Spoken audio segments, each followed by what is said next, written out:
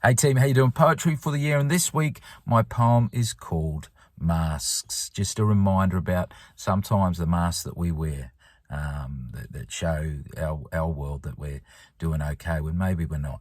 So it's called Masks. For many years I wore a mask for a professional footy team, trying hard to entertain the crowd, an awesome gig. I was living the dream. But there were days I tried to bring some joy, even though underneath that mask I wasn't travelling all that well, and suiting up was really a task.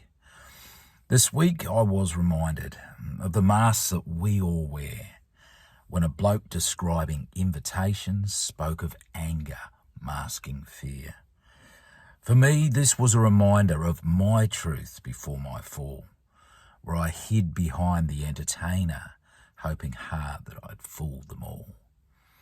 When life was tough, I'd crack a joke or distract with a daggy old song. It was a simple game of misdirect, creating the illusion that nothing was wrong. I thought that I had been pretty successful in hoodwinking those close who cared, but the ever-entertaining mascot behind the mask was shedding some tears. It wasn't until that tough moment when battling from the bottom of my heap, with no energy left to hide my bereft, my charade I could no longer keep. So transparently I shared my heart to my mates who were really concerned, and doing so gave them permission to open up right back in return. Right then I gained the realisation that we all go through layers of stuff.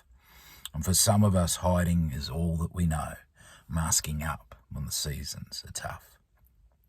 The freedom that comes from transparency, for me, is a liberating force.